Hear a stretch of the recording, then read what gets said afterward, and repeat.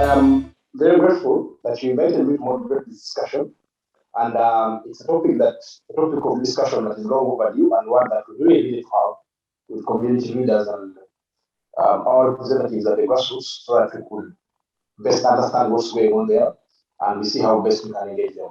So I'm also very grateful that the panelists made it within the shortest time possible. They were all here within the time, and that shows how much they respect the discussion. So just for the record, our discussion today is going to be under the topic mitigating COVID-19 impact in communities and how society is managing trauma and fear, death and economic hardships.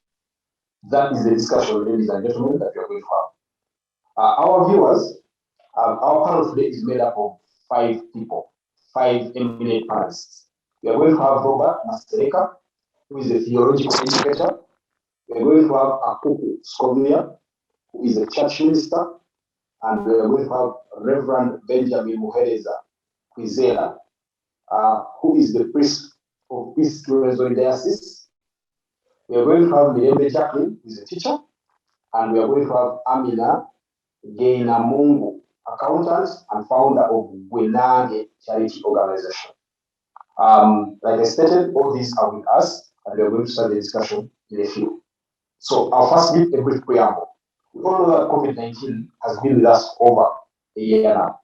Since last year, a lot has been written, a lot has been said, and we've seen a lot of COVID. Be it abroad, where deaths rose up to millions in numbers in countries like the United States of America. We've seen people lose a lot, economies shut down. We've seen activities interrupted at all levels. Locally, in Uganda, we've tried our best as well to mitigate the adverse effects of COVID-19. And you would cut the government some slack because in a country like ours, the health system is not the best. If America was ravaged to the level it was, Uganda possibly not taken even had a beating. So our government opted for lockdown, which some say isn't good, but since we have it, shall discuss it as is, in fact, the army you have. So with that lockdown came the shutting down of churches, the shutting down of schools, the shutting down of public transport, social distancing rules, people staying home all the time. And these and others have adversely affected members of the community at all levels. The topmost and the bottommost have all been affected by COVID in Uganda, the richest and the poor alike. In this wave, the one that we are currently fighting as a country, we've seen deaths high, we've seen several people dead, we've lost people we know, people close to us, and it has gotten personal. People now see that at a personal level. And that's why I said this discussion is very timely and one that I was always hoping we'll have. And I'm very grateful that CCG organized this and that I'm moderating. So I'm going to ask our panelists to introduce themselves. And then after that, we shall jumpstart the discussion. So I'll begin with Robert Masereka. Robert, please introduce yourself. My name is Robert Masereka, and I'm a theological educator at Uganda Baptist Seminary-Jinja. And now regarding that topic that you have brought forward, there is a lot that needs to be done in the community because when you move in the community, you find mixed reactions. There are those who believe that COVID is real, and there are those who do not believe that COVID is real. So there is a lot that needs to be done as far as educating the masses is concerned. Right now, I work in a community here in Jinja. It's more of a suburb. And when I go there, I find that people do not observe the SOPs, and some of them believe that it does not even exist. Some of them, when you go there with a mask, they will ask you why you're putting on a mask. And when you tell them that COVID exists, it's like you don't have much faith, and you know these are people who are from the church. So I believe there's a lot that needs to be done in the community. Thank you. Okay, thank you very much, Masereka. Our next panelist is the eminent lady that goes by the name Akuku Skovia. Akuku Skovia seems not to be with us, so I will jump her and move to Reverend Benjamin Mhereza. Reverend Benjamin Mhereza. Good morning, friends. and praise the Lord. I'm Reverend Benjamin Mhereza. I am a priest in the Diocese of East Ruwenzori, and I serve under the Department of Education, in the Department of Education under the Children's Ministry, and I'm happy to be here. The Diocese of East Ruwenzori, it covers the districts of Kamwenge and Kitagwenda, and as far as COVID-19 is concerned, I'm very grateful to be part and parcel of this discussion as we share, and I wish that God will continue to guide us and we shall have a very successful discussion. Thank you. Thank you very much, Reverend. We are so grateful to have you today. And I've been reminded by the organizers of this discussion that since it's going to be a video broadcast on TV for our viewers, you are required to turn on your video when you're submitting.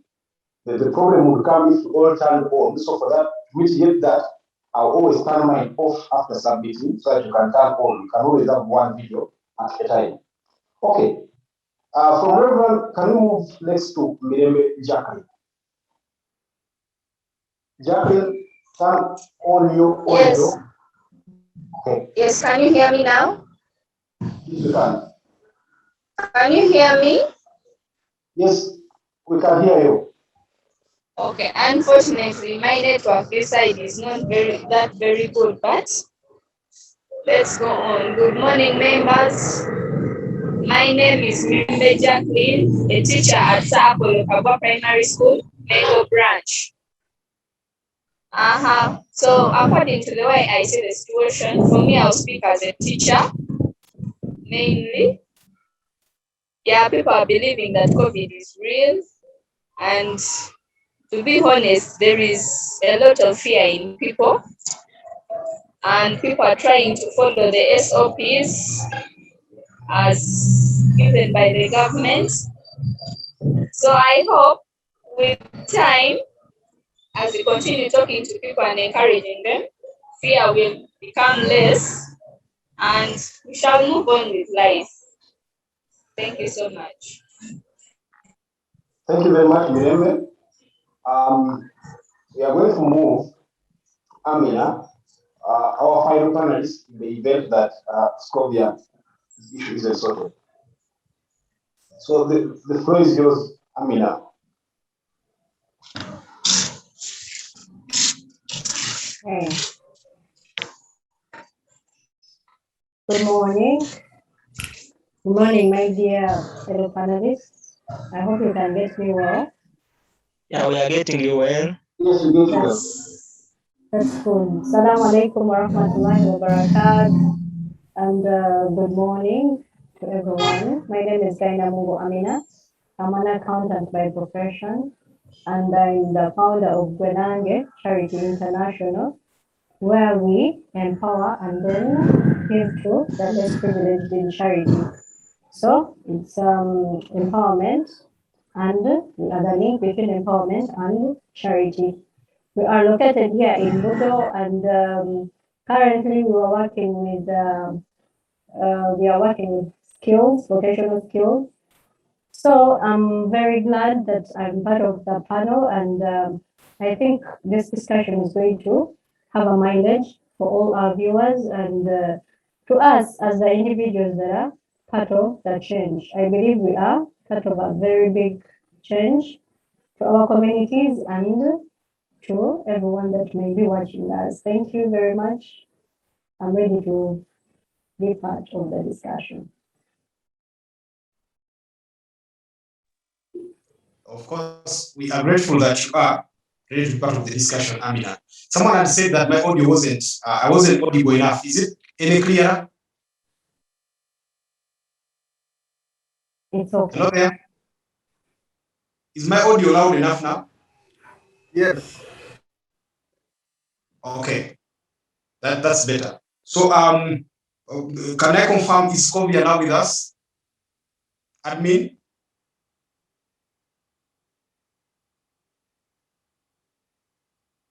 the admin, is Scovia with us? Scovia is on but does not have audio. Is it possible to communicate that she exits and then retries to gain access? That could actually solve the problem. I think she joined only with video, so she ought to join with both. Thank you. So as we wait for Scovia to fix her connectivity, I will not waste much time. We shall just move on to the discussion. And I'm going to begin with Robert. Robert, you are a theological educator. From how I see it, COVID-19 caught us, most of us personally did. And even the government officials keep saying that they were not prepared for something of this magnitude. How prepared, from your own assessment, were the people you teach and the community in which you live specifically for COVID-19? Thank you.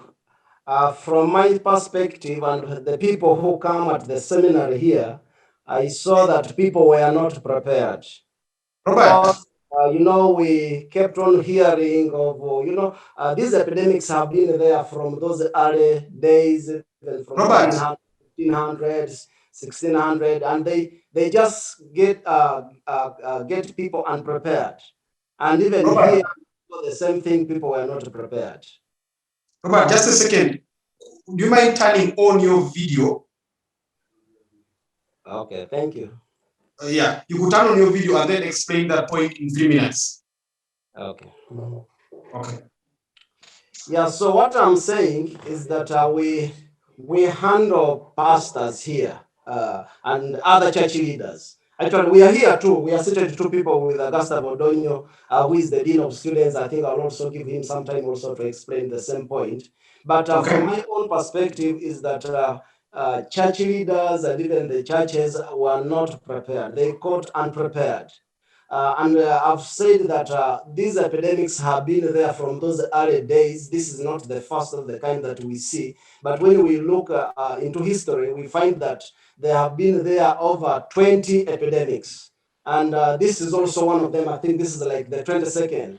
And always when these epidemics come, people are not always prepared because they don't know that they are coming anyway. And even when they come, they begin like rumors. People hear of an epidemic in a certain country which is very far away from them, and they believe that maybe they will not get here. Like even us here in Uganda, we kept on hearing about this COVID. We thought that maybe it will end wherever it started from, but it's here with us, and it's the reality that we have to live with. And I'll also give my senior also to talk about the same. Agustav Odonyo. Hello, senior. Yeah, he's here with me. I'm around. Okay, so I'm going to just do this. Can he explain it to us in the perspective of things like lockdown, the shutdown of churches, the shutdown of schools, the shutdown of public? Did we ever think in our wildest imaginations that something like this would happen ever, apart from just having a pandemic? Hello? Yes, hello? Okay, yeah. Oh, thank you, fellow panelists.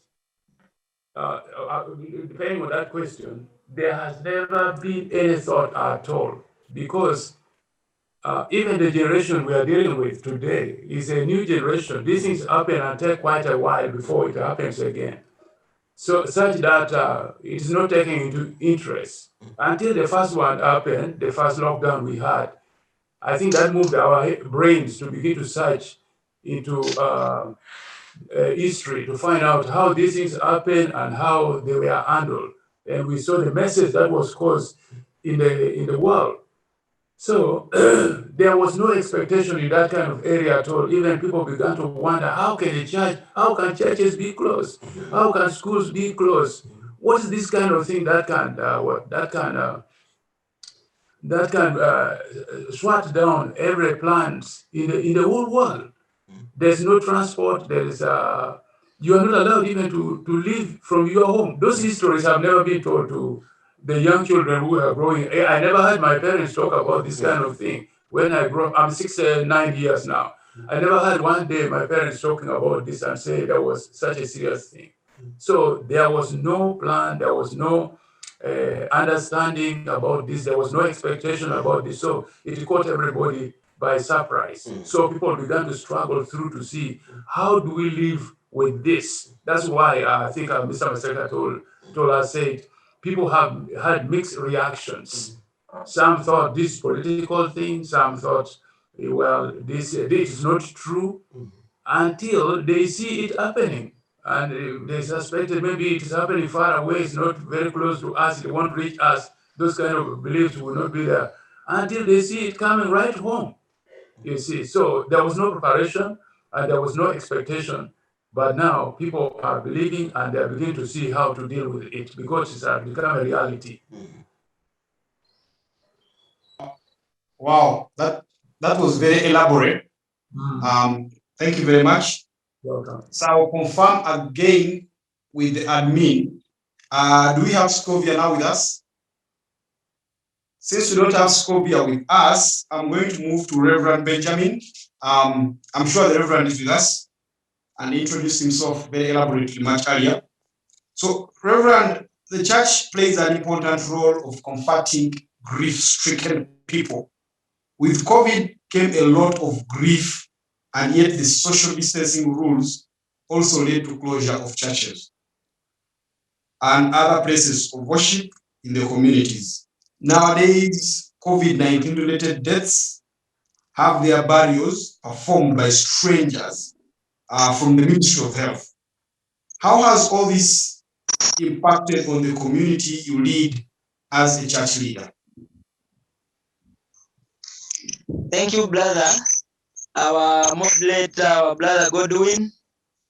Thank you for your sparing your time and for giving us an opportunity as church leaders to discuss more about the impacts of COVID-19 on communities, especially the church. COVID-19 came as a surprise, or it caught very many church leaders off guard, as they were never prepared. Even the Christians themselves were never prepared about.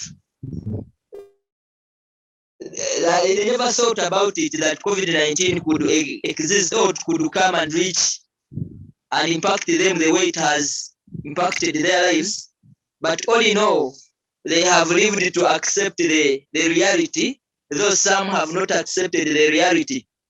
Among the impacts of COVID-19, especially the way we are seeing as church leaders, we have seen that COVID-19 has done really a lot of harm than good, and also it is still doing a lot of harm than good as far as we see it as church leaders. We have seen COVID-19 increasing or bringing about very many effects, like we have seen a decline in an increase in moral decay. We have seen a lot of child abuse on the rise. We have seen corruption in government agencies, in private agencies increasing. We have seen also hunger. Many people used to depend on these projects or in some of the activities that the government stopped or closed, are still serving. We have seen the police also battering people. We have seen the death coming in, and as a church, we are really seeing that COVID-19 is really affecting our people so much. And as church leaders, some of these things have affected also us, though we still believe that we are going to sail through them. And as church leaders, we are seeing very many effects, how COVID-19 is affecting our people. And though the government is trying to curb them, but there is still a lot to do. Like in the burials, we have seen, yes, people are dying, but also in the health system, our medical workers, they are not caring. People have not been sensitized enough. There's still a lot of ignorance. Some people still believe that COVID-19 is a hoax. Some people still can't even manage to follow the SOPs. The SOPs, they just follow because it is a law. The people have not been sensitized that it is for their own good to observe the SOPs. They just take it as a government thing. They don't believe that it is observing SOPs. It is there for their own good. We have also seen some people increasing the prices of the COVID-19 remedies or the COVID-19 services, like most of the health facilities. We have also seen some people using the COVID-19 to exploit others and to have what they can earn from the situation, trying to capitalize on the situation to make more profits or to exploit the masses. And as church leaders, we have also seen, especially last time when there were the distribution of study materials, some of the learners never got the study materials. Some of the people were selling the study materials, and we were worried as such church leaders where we are going, and as the government, that as leaders or as community leaders, we are left in a hanging, or we are left worried about what next, or what we should do, as the situation has kept on worsening in that manner. But though we are seeing the government, yes, has tried to make some intervention, but we still believe that the interventions the government is making, really they are not enough. The sensitizations being done on radios, some in meetings, but really we are seeing that is not enough. Thank you, our brother, and all the members listening to me. Thank you very much, Reverend. That was very elaborate and very engaging. I see COVID has affected you've really broken it down, how it has affected your community in a plethora of ways. So that is very appreciated, Reverend. I'm going to move to Aminah. Aminah, you run a charity organization. Just tell us who the beneficiaries were before COVID-19, what your intentions were as an organization, and how has COVID affected all that? Are you still able to perform your functions as an organization, or is it now harder? And if it is harder, are there ways you've tried to come through still and mitigate those effects? So Aminah, we are with you next. Hey. Thank you very much, Mr. Toko. And well, before COVID, we were in a very good place. The beneficiaries of the organization have come out revolving for a few reasons. We work with the women, we work with the youth, and then work with the orphans and the elderly that are vulnerable. Before COVID, we were able to organize seminars to sensitize the community about violence in families. We used to go around sensitizing them about so many topics, the girl child and all that. But with the COVID, we are sure we've moved a step back, because you no longer have to gather these people. We had the sector of vocational, such that we can be able to fund the charity organization, the charity works, because the charity works are basically mostly to the orphans, the young kids that have lost their parents and have no basic needs. Then the elderly, these are the very, very old men and women that maybe have lost all their children and living alone in poverty. These are people we focus on to give the charity. But for empowerment, it's basically the women mostly and the youths, because we realized these are the groups that need most of the services that we give. So after COVID, we've had a challenge. Actually, to be a little bit different from the Reverend, the people in the community here in Budo have actually come to believe that there is COVID. COVID is real. Because even as the vocational skills were still going on, we realized the drop in the number because the guardians were worried that these people that are coming for the skills live with people that are elderly, some are very young children. So they realized that they had to pull out of the skills. So you would check on a particular girl or any student and ask, why is so and so not coming for the lectures anymore? Then the guardian would be very frank and honest to tell you, truth is, I cannot send the girl for the skills because they live with maybe their grandmother or someone that they may do what? They may bring the disease to them. And you're not going to keep track of where they are going. They would come, we would make sure an SOPs are in place. We give them masks. It's a must for you to get in with a mask. But you would realize that even along the way, they don't put on the masks and they may be exposed to the disease. So we've realized a drop in the numbers of those coming for the skills. Yet these skills were good for them, considering that this organization gives guidance and counseling for these youths and the other women that are taking the courses.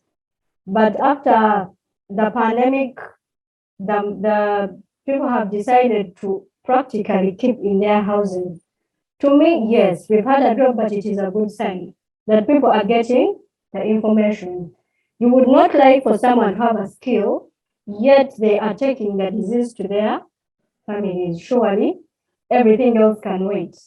So we decided to have a small number that I think was sure they are not so exposed. So the number is small, but to a larger extent, it is better for us to be alive than to focus on the skill. The skills are going to be here, but life is not something you would like to mess with because we have seen deaths happening.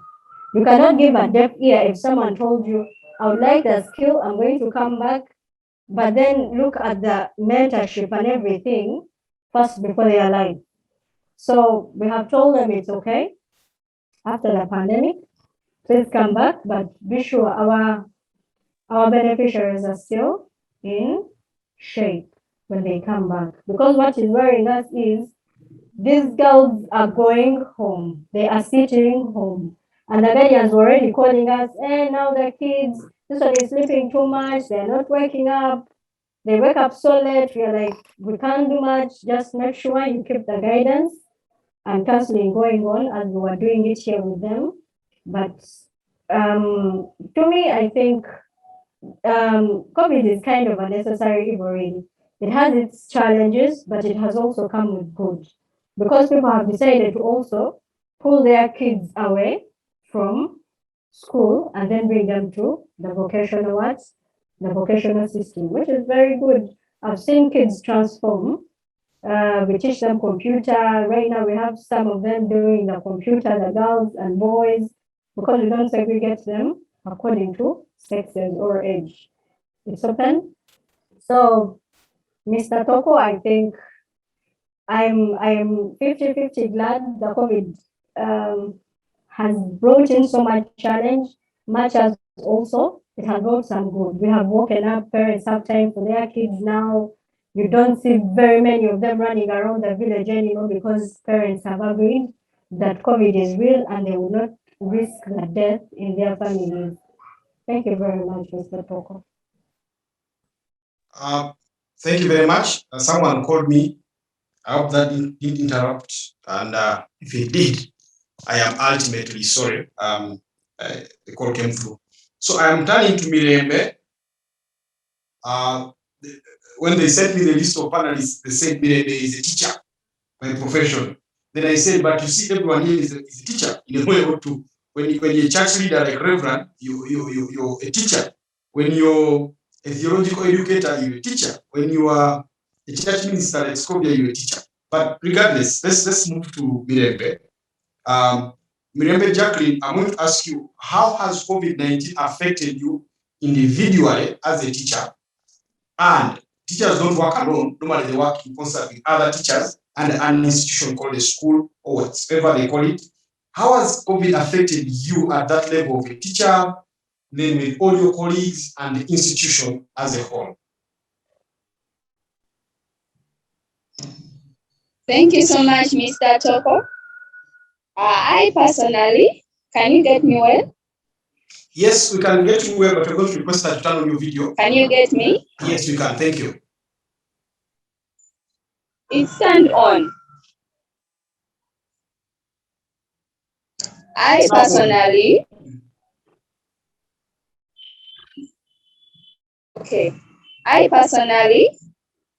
I'm 50-50 because by the time the second wave came, my baby was just a month old. So when the second wave came, we had to sit home. So I'm having time for, but still financially, things are not okay. So COVID-19 has affected most of teachers in a way that the school cannot support you for a long period of time. They give you half like for this month, but then the next month they will say, no dear, there is nothing this time. So teachers, most of those ones that are in small institutions, I think they are suffering a lot because I don't think they are getting any penny from their schools. Friends are calling me, hey, Jackie, can you help me? Can we start up businesses? And by the way, people are opening up small businesses like selling charcoal, selling pancakes, selling things, such kinds of things. So COVID-19 has financially affected teachers. Then to the side of parents are making children skip almost like 3 classes. You find someone who was in P2, the parent is like, my child has studied the syllabus during this lockdown. My child has studied the syllabus of P3, P2, and now I want my child in, P3, P4, and now I want my child in P4. Because those are 3 years. So parents are like, my child is going to skip all these classes they were supposed to study in these 2 years, which is not good. However, the child is growing, but we feel like as we teachers, it is not good, but the parents are insisting because they see it as a wastage of time to make the child study a class when the child's age is above the class. Most of the parents in town, because in villages, for that is okay, you can find a child with like 17 years in P7, but in parents, in Kampala, the parents are not following that. They want the age to be tallying with the class. So they are like, my child can't be 10 years and in. So you will find that at a later time, things will overturn because those children are having gap content. Because you can't tell me that a child is studying from home, however much is on Zoom or receiving a teacher physically, is studying the way he or she is supposed to be studying when at school. So at a later age, we shall have gap content. And you'll find that regime, I don't know. So this way in Chengera, People believe that there is COVID, however much they are doing things knowing that yes, the sickness is there, but since I have to get something to eat, they disobey the rules.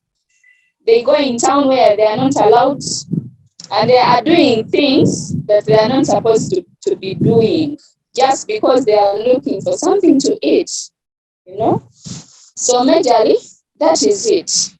Thank you so much.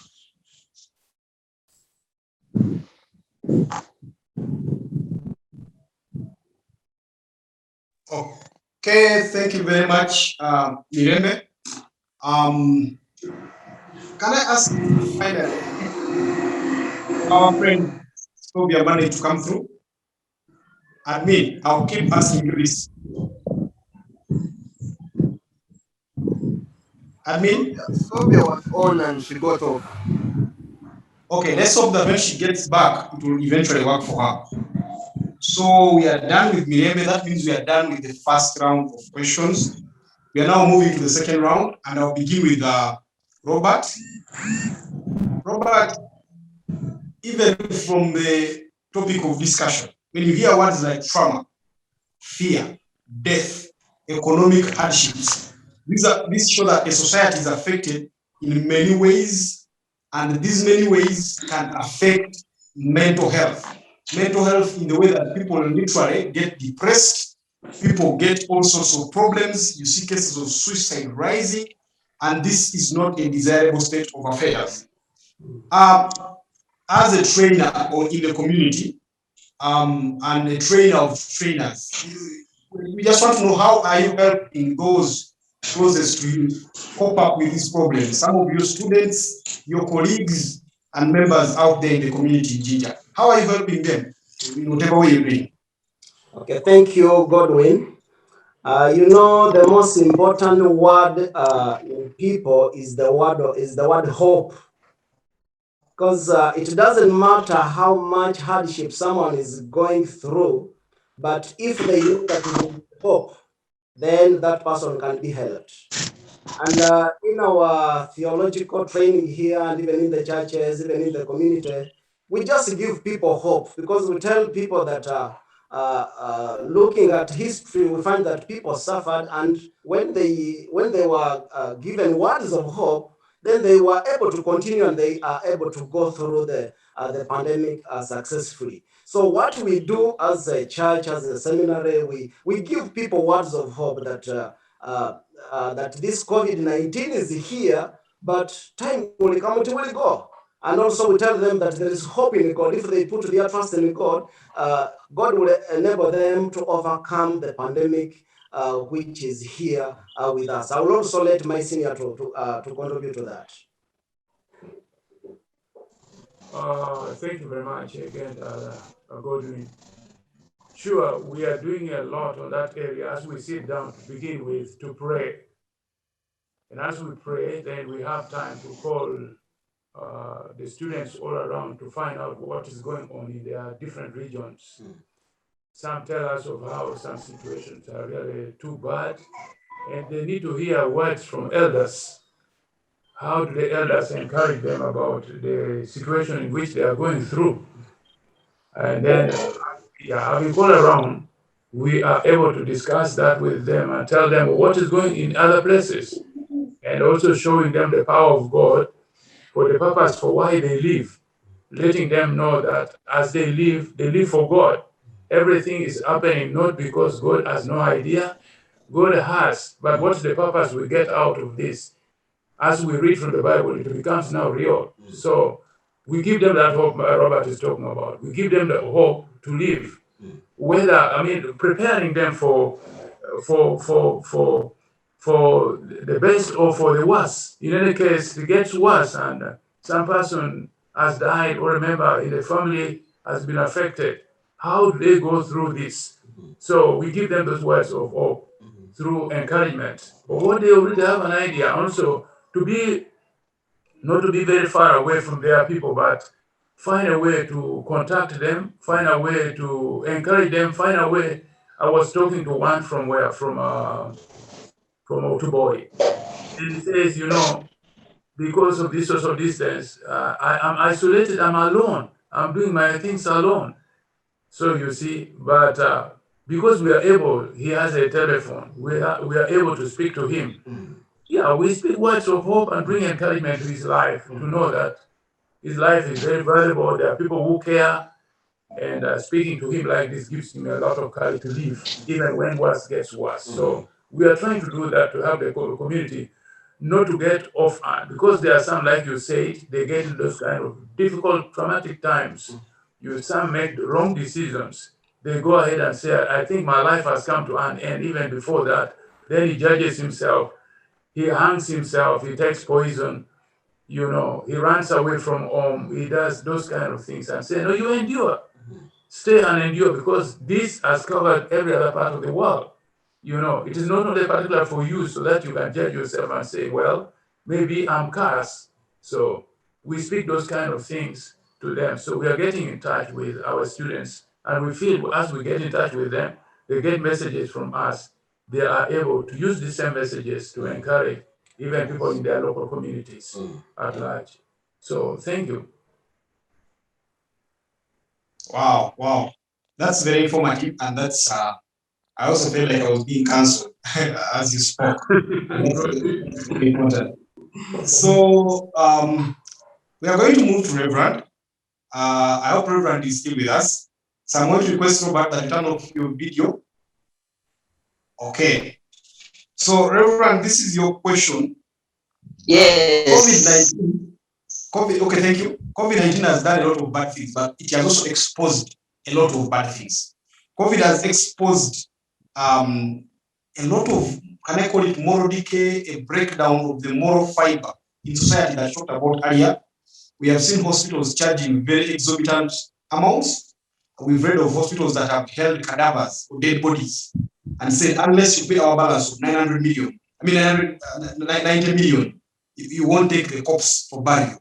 We have seen people hoarding things like masks. People have hoarded things like, the other day I was seeing Professor Ogwang, the inventor of Covidex, saying that his medicine is supposed to cost about 3,000 to 10,000 at most. But we've seen people selling this at 50,000, meaning he makes it cheaply to treat people. Others pick it and sell it more expensively to make money. And they don't care that this is a life-saving drug at this particular point in time. So this has gotten some of us concerned.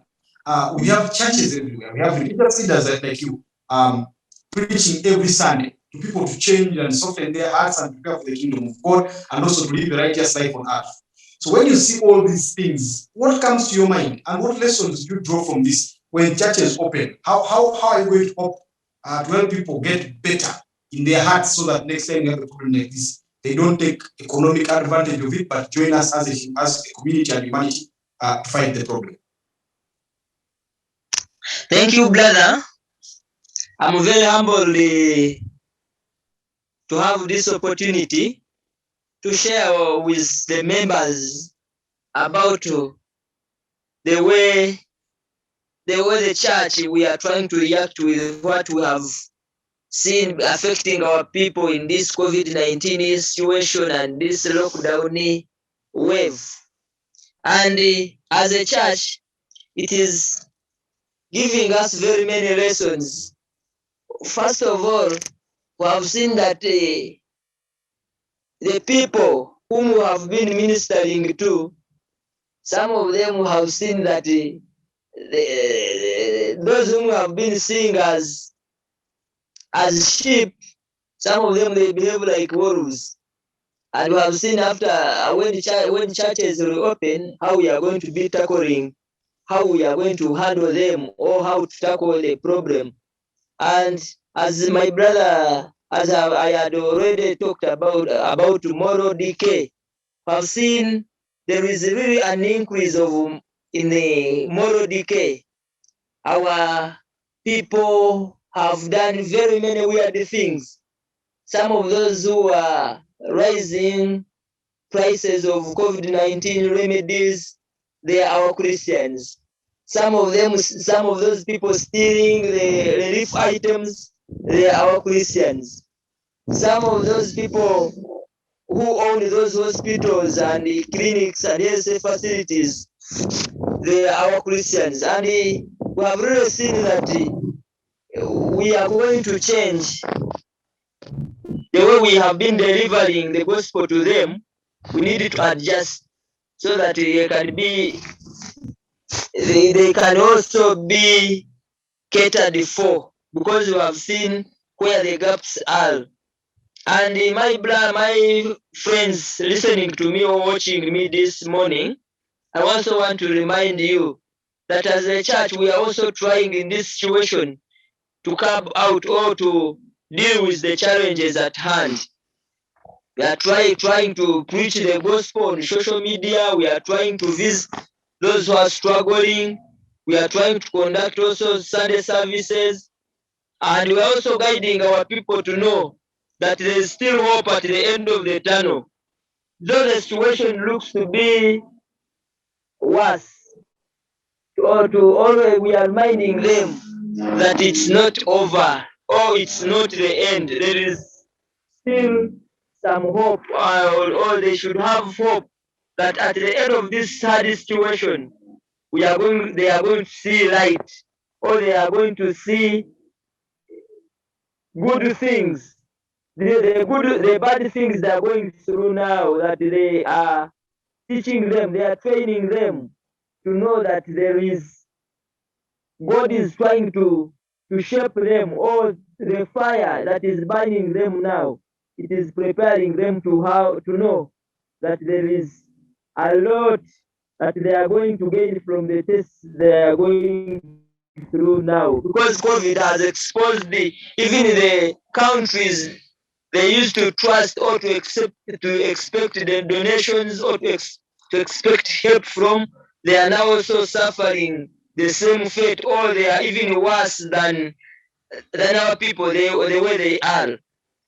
I believe that when churches open, we are going to be more relevant to these people that we serve, that we have been, those whom we have been serving, we are going to be more relevant to them, because we are now,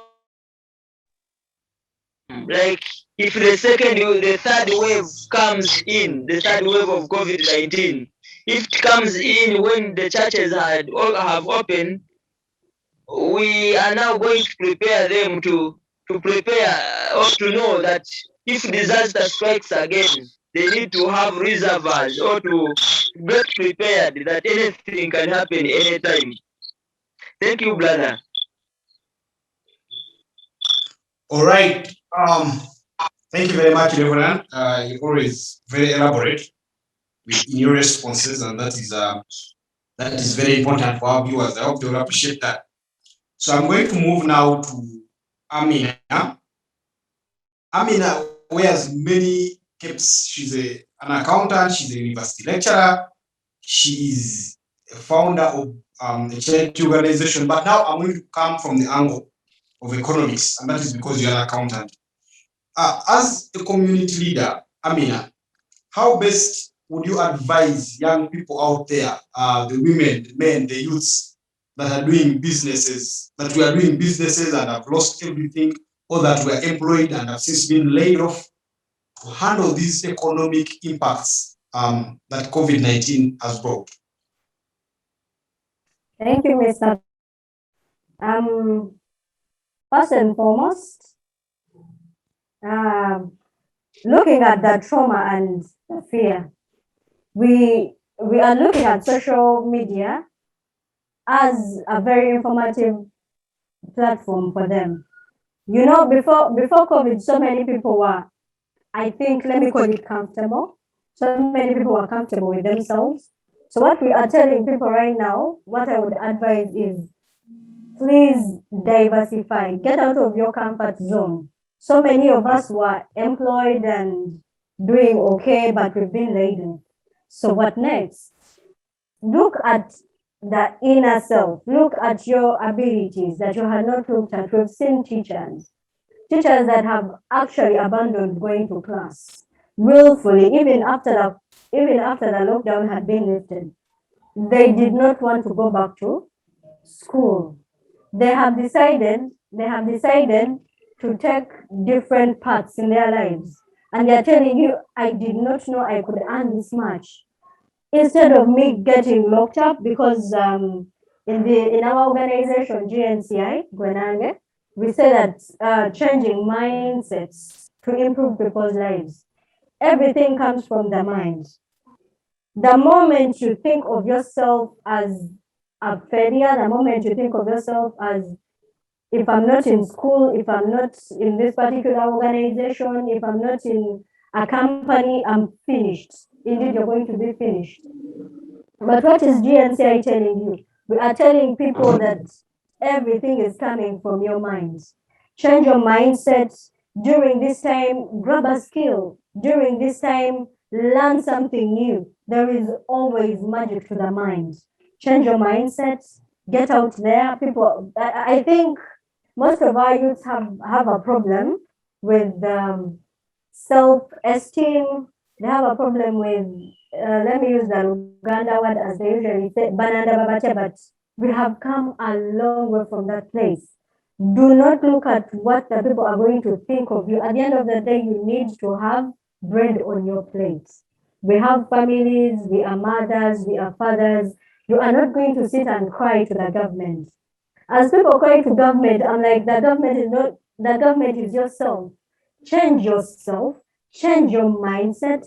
You are going to achieve everything. Get a book, learn something. People actually in our organization, we are trying to, in the vocational skilling, we are helping the youths with different skills to come and teach the others. You know, instead of you having your mind sitting, you know, they say an idle mind is a devil's workshop. Do not sit down and be sad with yourself. Don't be sad. Come out of your comfort zone. Check out this, check out that. Good enough, this vocation started some years back with the women, but we realized there were a few challenges, because that is not the topic today. We will not go down there. Then we also looked at the youths, because we had to take a study. We had to look at the communities. How do the women react to this? How do youths react to this? You know, like a study, you know. So when we came out with the results after the study, we realized the youths are more quick, are more ready for new skills, you know. They are ready to learn. They are ready to go out there, and they just need guidance and help. So from the economic perspective, everything that gives you money is what they're trying. Come out and, you know, me myself, I'm one of the teachers who are doing the skills. I'm an accountant, very good, very professional. If I go down there, I would think I'm a computer myself. But at the end of the day, how are you impacting society? And at the same time, earning from your skills. This is what we are telling the youth. You have something, however small, build that one. Self-employment is these days the way to go. Go for farming. Do anything that is going to bring you money in a good way. This is how you're going to keep your moral conscience, because you'll know I'm earning truthfully. That is how you are going to know that, you know, I don't have to be someone's employee. I'm not saying it's bad, but at the end of the day, you have so many things you can do if you get time. And I was talking to one of my friends, I'm like, you know, before lockdown, I thought I was doing something good, but after lockdown, I realized there is so much you can do for the community. There is so much you can change by just changing your mindset, realizing, well, this is where I've been. The lockdown is not going tomorrow. We are not even sure if the 42 days are going tomorrow. Do you want to be sad all your life? Do you want to keep blaming the government? No. Go out there, explore yourself, change your mindset from being a sad person, from being angry. Actually, so many people are angry. They are angry at life, but what are we telling the masses? We are telling them, yes, the challenges are there, but usually, me, I'm a very positive person during my normal times. I don't like negative energy. You know, everything that comes, God says everything that comes, you may look at it as bad, yet there is good in it. look for, even if it's the tiniest good, build on that one, you know. So for those that are going through trauma, social media has been a very good thing. Then we've seen people seeking medical advice for those that have medical advisors, because we are all not lucky to have those doctors, family doctors, but people can get this information. People are seeking the vaccination. You go to a hospital and they tell you, well, the vaccines are done because people are requesting for them. Be positive, have the energy. Then we have people showing love, you know. A small call to your friend or a family member is something good, you know. So people just need to change their mindsets. Everything that can get you money is a good place to start. Even if it's small, I'm telling my colleagues, if it is selling gin nuts, everyone can fry gin nuts, pack them very well, because the foodstuffs are allowed. Make them, take them around walking. Who cares? If people are speaking at the end of the day, you have 30,000 in your pocket instead of sitting at home and being sad. So, what am I telling people? Don't be sad. Change your mindsets. You are going to be better at the end of this whole lockdown. Thank you very much, Mr. Toko, and all the panelists.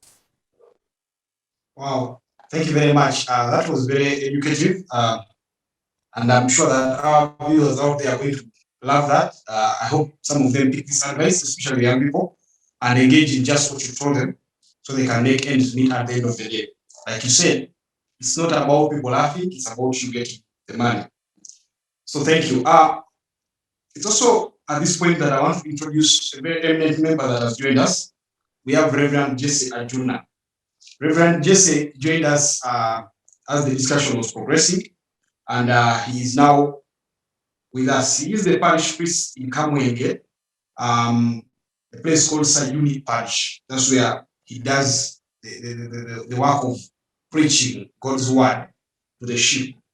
And that is very important in this time of lockdown. So we are going to engage him, and I'm going to give him the baptism of fire that John the Baptist talked about in the Bible, by asking him a question straight away.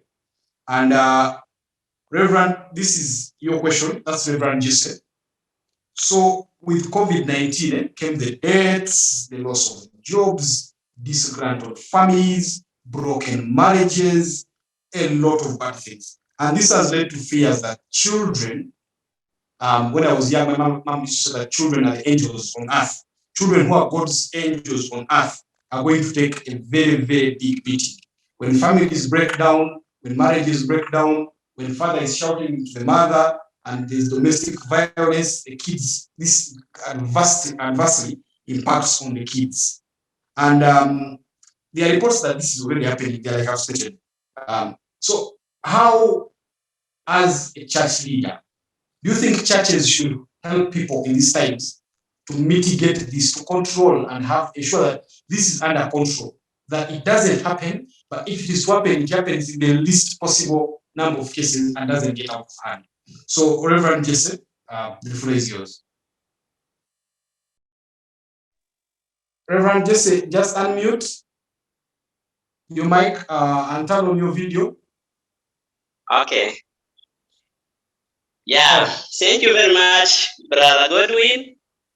I'm very grateful to be part of this discussion, and I'm very, very grateful, as you have said, and thank you for the warm welcome. The question you have shooted to me, really, yeah, as a church, we are doing much in a society, and we do much in a society. So we need to be given the opportunity to go out to our people and give them services. More especially, domestic violence has increased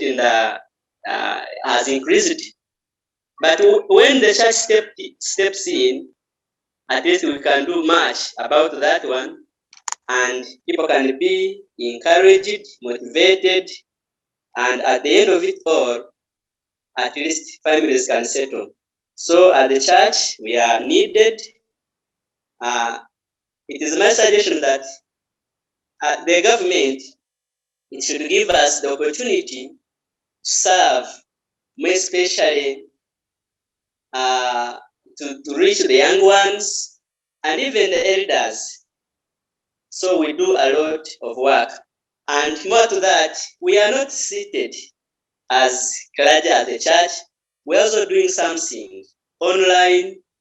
We are preaching the gospel online on radios. So we are doing much, and I think if we continue doing that one, we can change our society, and at the end of it all, this pandemic, Covid-19, it will not affect our people very much. So I think as a church, we do a great work in our society. Thank you very much, Mr. Moderator.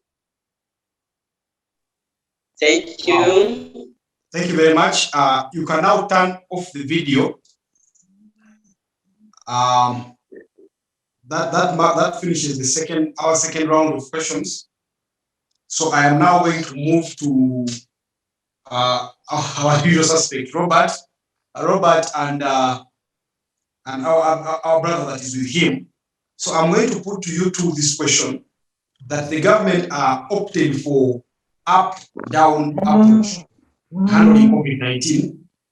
We've seen that a lot of the decisions that are taken at the central level, the government just says, we've closed, we've locked down, we've done this, we are buying pickups, we are doing ABCD. So there has been concern that local leaders have not been involved that much. People at the grassroots, people that understand best this country.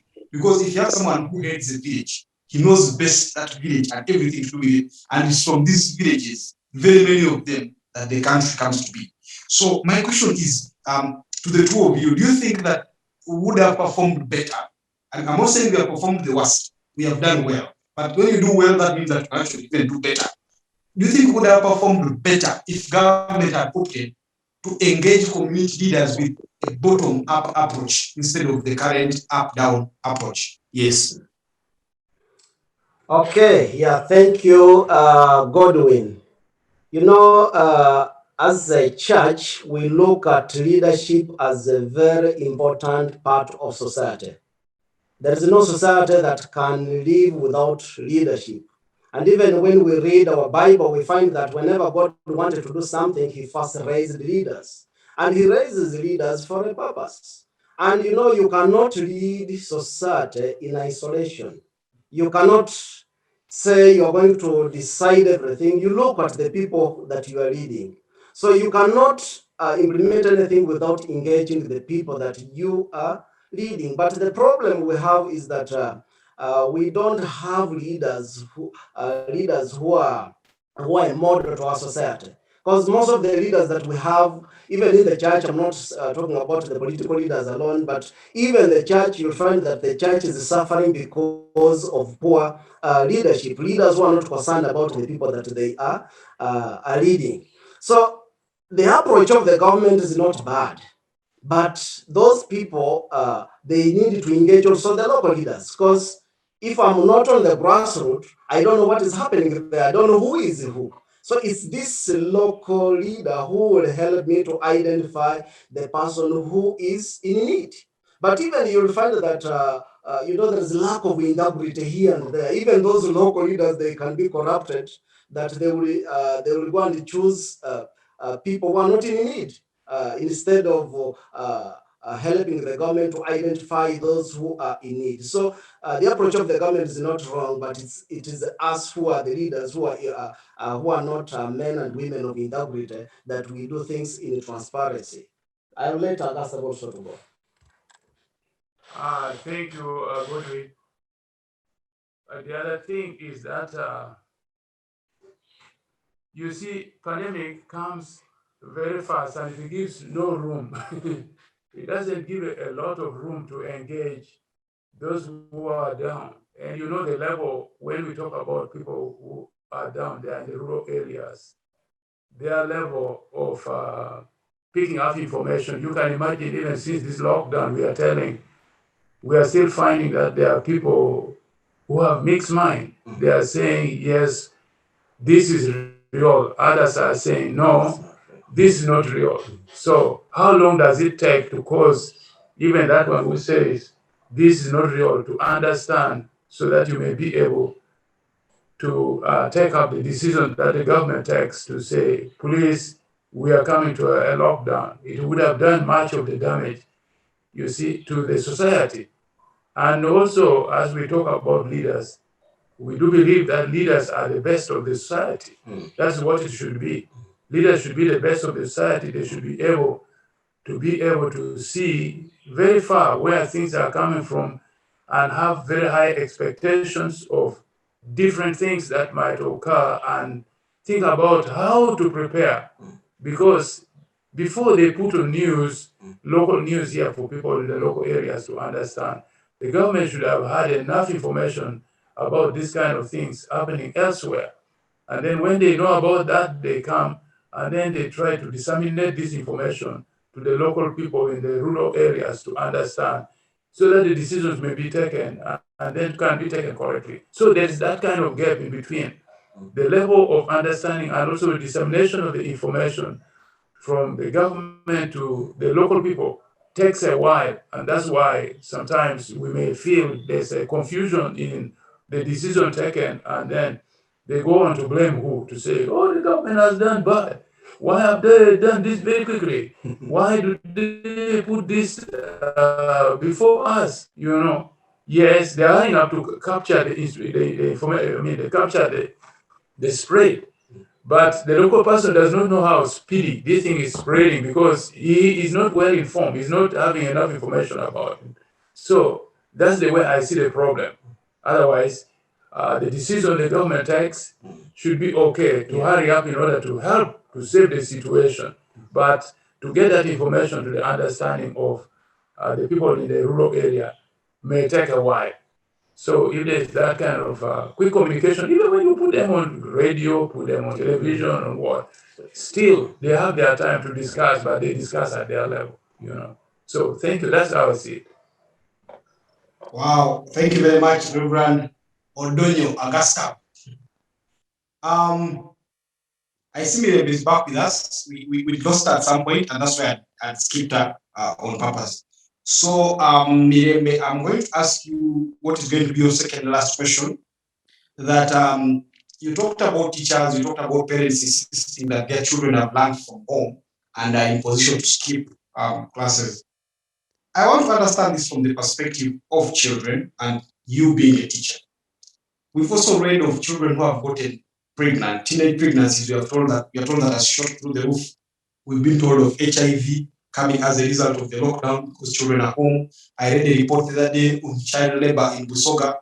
The report said there's a fear in Busoga that very many children will not go back to school after lockdown because they have engaged in the sugarcane business, and a child who has earned 2,000 every day thinks that he can survive like that for the rest of his life, and he will see no point in going back to school.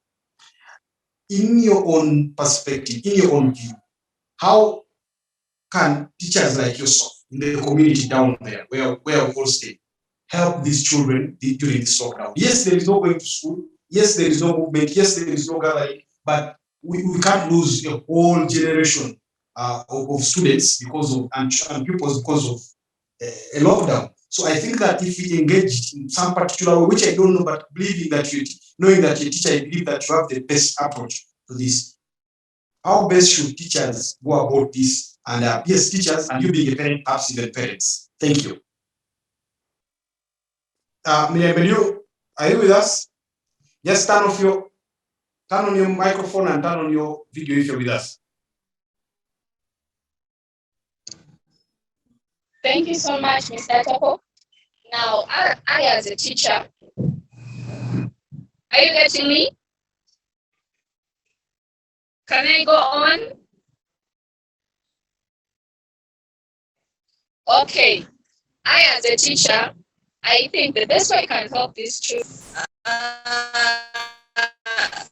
fortunately, civic education is now back. So the best way is go through community talking to people come and we talk about this because that is illegal. So I think because those people don't normally use this on me. Okay. Through civic education, I think we can pass through these children and parents, encouraging and also giving them support. That is the best thing because girls are getting married because they are in search of what to eat, they are in search of pads, they are in search of like daily what to use daily.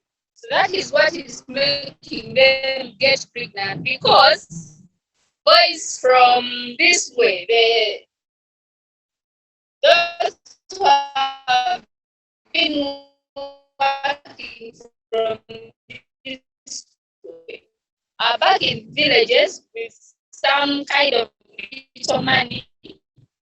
So now they are receiving or they are giving them little money and then the girls also doing. So the best way to help those children is giving them support in what they need.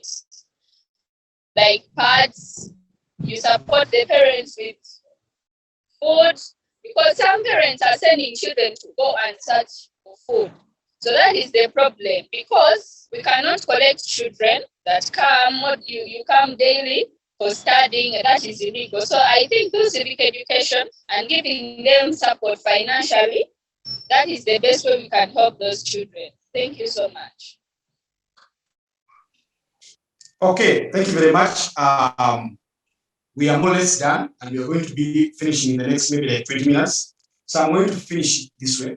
I'm going to ask each of you to tell us how you're spending your time in this lockdown, how you plan to spend time if the lockdown is pushed further and there is a fear that you may.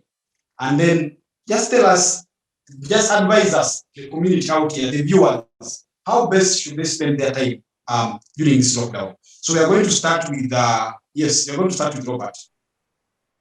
Robert and Reverend Odonyo. Yeah, thank you. Yeah, you see, this lockdown, it has advantages and disadvantages. One of the advantages I've seen with this lockdown is me to have enough time with my family. Because, family is very important, and I can't do without my family, my wife, and my children. Because before the lockdown, I could work from morning up to evening. I get home late. I don't have enough time with my children and my wife. But this lockdown has helped me that I can have enough time with my family to read the Bible together, give them a message of hope. So I will also advise the rest of the people who are there to have enough time with their families, because the family need you. The family need to hear from you, and you need also to be an example to your family. Oh, thank you, Godwin. How am I spending my time? I'm doing a lot of reading to get information. There are areas that I needed to read because of my type of work. I could not have that time. So I find time to do a lot of reading in that area. But also in my house, I have elderly people who need me so much at this age now. Well, I mean, the boys and the girls at the university who are at this age, and they need me very much to speak to them and to put in them what they don't get at school there.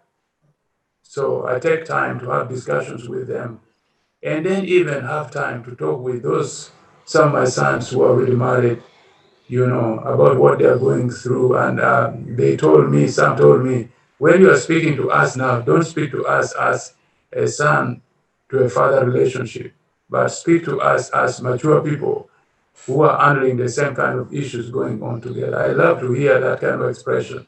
So when we speak to them, we speak and discuss at that kind of level, you see.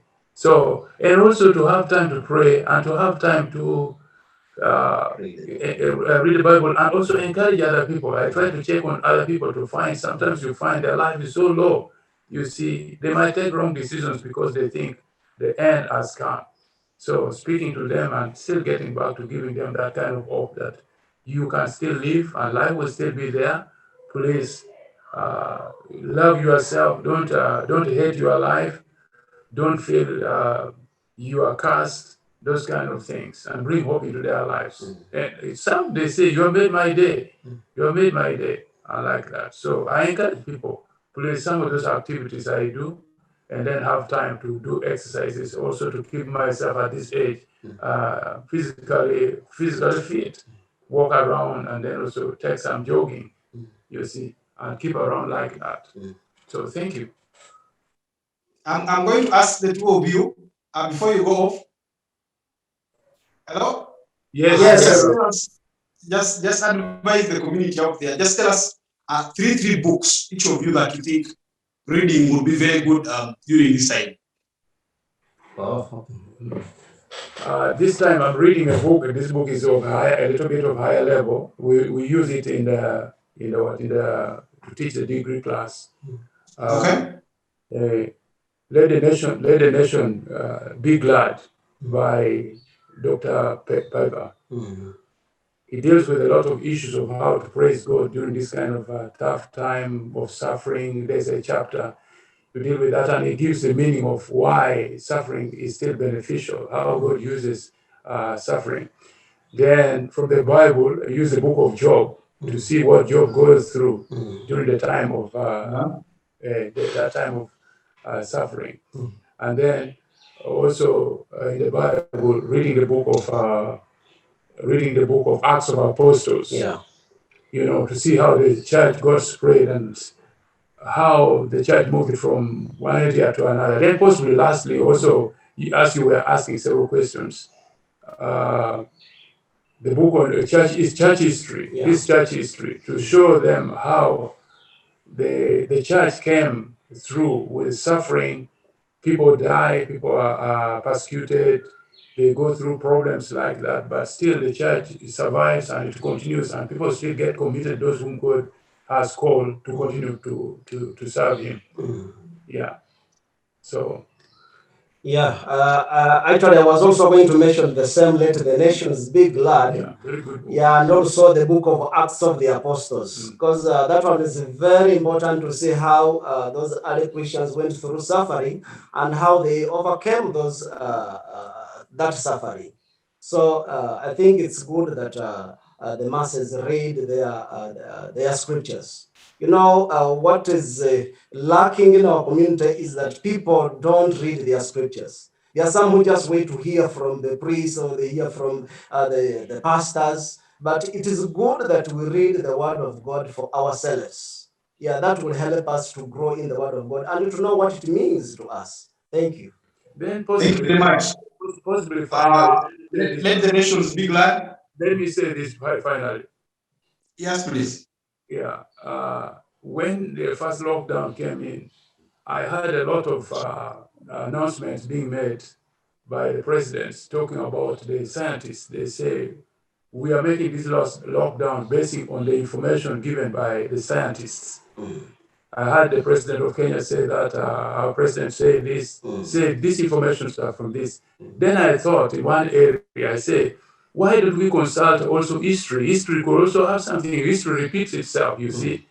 So I went to Google to find out, has there been any pandemics? This was for my own self-interest. Has there been any pandemic in the world? And if it was so, how serious was it? How did it affect the world? And then how did people survive out of this? That's when I found 2020, this is the 22nd report, something like that, 22nd pandemic happening in the world. And seeing all those, how they were handled, and even the issue of this lockdown, social distance. It is not started just by now, but it came as a practice in some of the pandemics that happened sometimes back in China, in history. So I fell and I say, if this thing came and it passed like this, then even this one that has come, history repeats itself. It will pass, and people will still be there surviving. So that gave a lot of hope also, as I speak to people. Thank you. Thank you very much. God bless you all. You've been great on this panel. And I'm going to move to the other panelists. I want to hear now from the Reverend Jesse Ajuna, how you're coping with the lockdown, how you advise our members of the community to cope with it, and your concluding remarks. Reverend, I call upon you to speak. Yes, thank you very much, Brother Godwin. For me, it has given me the opportunity to get ample time to study God's word more than ever. And also me some opportunities to do other activities. Like nowadays, I do go to gardens, and through that, in fact, I've grown some plantations, and it's helping me. I've got some other projects, so they are also helping me. It has helped me so much this time. Also, this COVID-19 has also given me time with my family. I have enjoyed it. Most of the times for us as clergy, we do go out.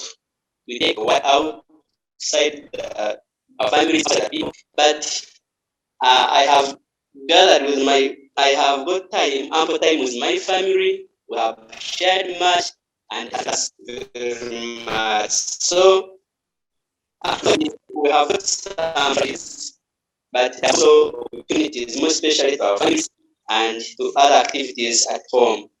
The advice I can give to the community around, I do ask them to continue taking into practice the SOPs. More especially, let us keep at home in order to stay safe. It is better if you don't want to do something, or if you don't have an urgent issue that is taking you out, keep at home to stay safe, to avoid this pandemic. Thank you very much. I'm very grateful and very blessed to be with you. It is my first time to be on this panel. Really, Brother Godwin, our moderator, thank you very much. I'm blessed and I'm very thankful. Thank you. Thank you very much, Reverend Ajuna. You came very prepared. I thought we'd ambush you, but you have ably participated and contributed to our individual discussion.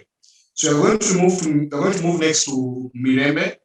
Mirembe, same question. As a teacher, how are you spending this time of the lockdown, and how do you advise people out there, parents, students, to spend their time during this lockdown? And like I said, in case it's even pushed further, say another 42 days, God forbid, how should they go about it?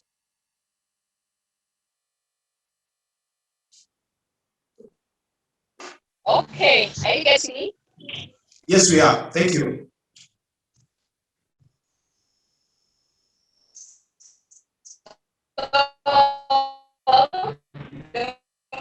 I'm spending my day.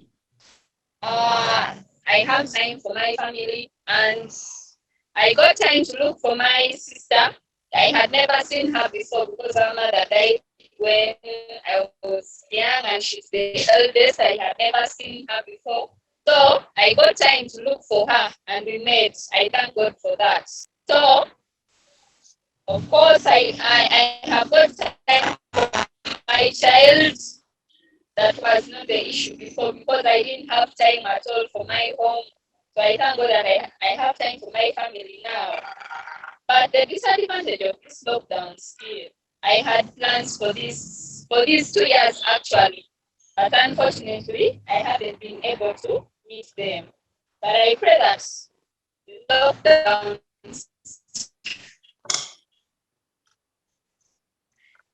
stops. I think by next year we'll resume working, because for now I think that the pandemic is still running January resume. I pray. So I advise parents to keep their children busy, because TVs have work, TVs have teachers who are teaching, and some of them are giving offers, and still even schools where the children are studying from, they are carrying out Zoom lessons or even on WhatsApp. So I advise them to keep their children busy, because I don't mind that it was workshop. So if the children are kept busy and at home still, don't go to the neighbors and watch TV then. Let them keep home and busy still. let the parents use this time to teach their children practical work.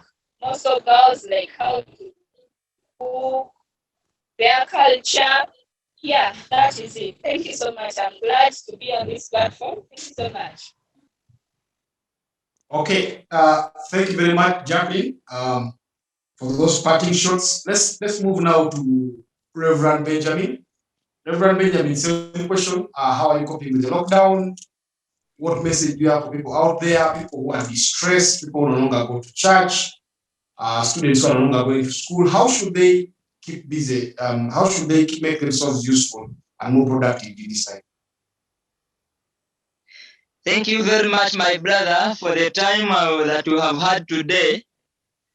And as usual, we are now in a time when we are having business unusual in unusual times, like lockdown. And as a person, I have always, and I'm still reminding people whom I meet on different platforms that they need to get out of their comfort zone. Even I myself, I have tried my best to get out of my comfort zone in these business unusual times. And the people whom I meet on social media, the people whom I meet physically, I have always reminded them that they need to get out of their comfort zone and to think be outside the box. And to remind them that even this is a time when you are thinking within the box and you find that things are not working out for you. You need to think outside the box.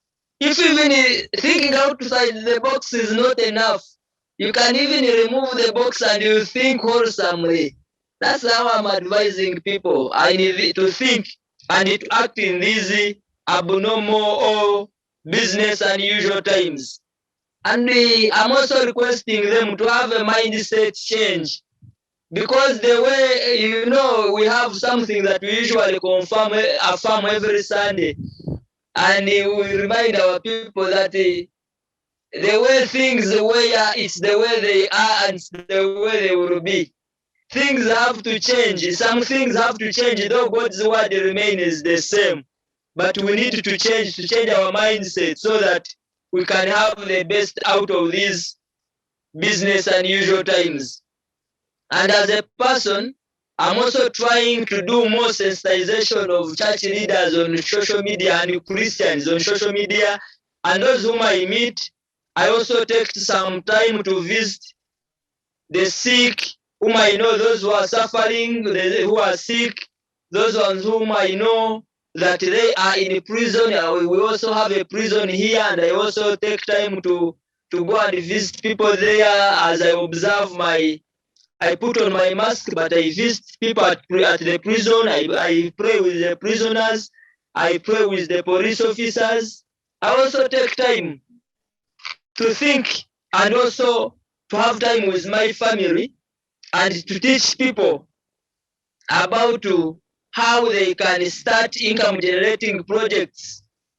And I myself have also tried my best to have some model income generating projects like horticulture, so that even what I teach people on social media or those whom I meet, they have where to learn it from. If I don't have only theories, I think beyond the theoretical knowledge, and I put them into practice. I have a model of piggery project, I have a model horticultural project, and I want to put things. I'm a practical leader naturally. And also during this time, I have also taken time to teach people God's word and to use the different platforms that we have at hand, so that I can interact with different people on social media, on WhatsApp, on Twitter, on Facebook, I encourage people to use that time, and I also meet people there using such medias that you have. And I'm also writing a book, Growing from Fear and Failure to Favor and Fame. I opted to try to write this book with that title, Growing from Fear and Failure to Favor and Fame, during this lockdown, so that by the time we end this lockdown, I will have finished it, and it will be in the, I will even prepare to print it all and distribute copies.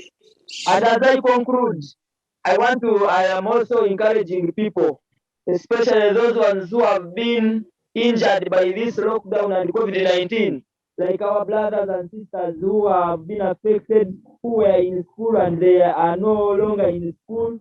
I encourage them to know that there is still hope, even when they are suffering, that they need to always trust God, that the God who called them, the God who knows them by name, will still be God, is still Lord, even in the situations they are going through. Even in the hard times, God remains God. Even in the hard times, God wants to show himself as God. Otherwise, my friends, I wish you should all be there. Use this lockdown to improve your mind, so that by the end of this lockdown, or even if the lockdown is increased, we shall have a positive living at the end of it all. And I want to remind you as I conclude that in this business and usual times, we need to improve ourselves and to improve our minds, so that we shall be the best at the end of it all. May the Lord bless you and be for you in all that you do, that you should always seek God's first, and the Lord will prosper you in all. May the Lord be with you. Thank you. Thank you very much, Uncle Ben. Let us conclude with Aminah. Thank you very much, Mr. Toko. Finally, for me, I'll not change much. I'll still go back to self-growth. You know, this time I'm using this time to grow myself first. Before I look at my family, before you focus on the community will love you if you love yourself beyond everyone else. Yes, we are married, but at the end of the day, it is you. It is you to grow spiritually, grow emotionally, grow physically. Take time off away from your kids, take time off away from your husband. I love to sit alone and think. That's how you give time for your mind to grow. Because if you engage all the time, your husband, the kids, TV, social media, I'm actually cutting the time I'm using on TV and social media because it kills my time. I love to call it self-reconnection. Reconnect with yourself. Sit down and think about you. Think about what do you want to be? Who do you want to get out of this as? You know, what kind of wife do you want to be to your husband? What kind of mother do you want to be? You do that by giving yourself time away from everyone else. Leave the pandemic alone. You didn't bring it, so you're not going to take it away. So leave it. If you're still alive, it means you're not dead. So take time off, be thankful, grow. You know, when you're busy running around with the world, you lose time for yourself, usually. And that's for the people that want to grow their minds. You need to give yourself time. If you have to lock yourself in a room, give it to yourself. Give yourself the beauty of knowing yourself.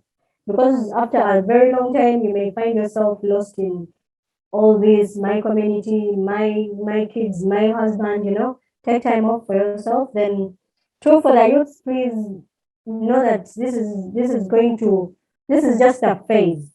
If you lose yourself during the phase, thinking you're going to run around with the boys, maybe the girls, you're impregnating this, you know, after 10 years in life, you're going to regret. So take it slow. Yes, you're a youth. Usually, youths have a lot of energy, but make informed decisions. Look at you after 10 years. Is that the person you want to be? If it is yes, go ahead. If it is not good, please take a step back and think. And finally, for my married couples, actually, as we were still having this meeting, I received a call from a gentleman. He called last night, then he's calling me again this morning because he's seeking marital advice, because we do counseling for families. What I'm telling my married people, it is okay to fight. All couples fight. Fight it out, argue, because some people are actually too busy before the lockdown. The husband is getting in, the lady is moving out, they never even get time to sit on a table and argue. Arguing is healthy. Just understand how to manage after the argument. That is it.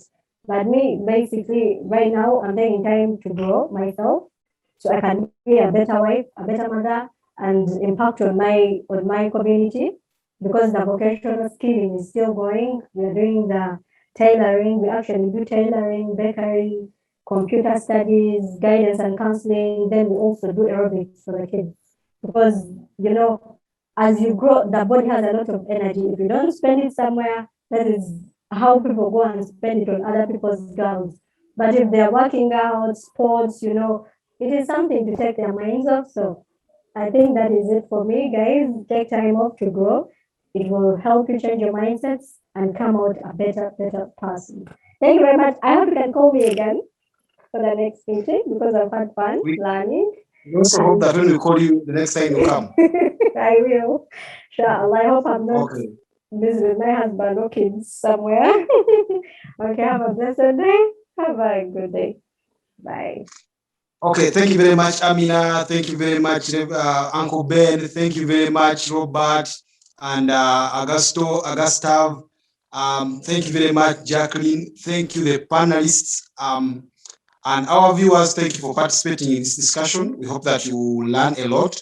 This is the inaugural. We hope to have very many more engagements with the community so that we can put the message out there, we can hear from them and interact with them, and in a way contribute to the development of this country and make the world a better place. For God and my country, thank you very much. May God bless us all, and may God bless Uganda.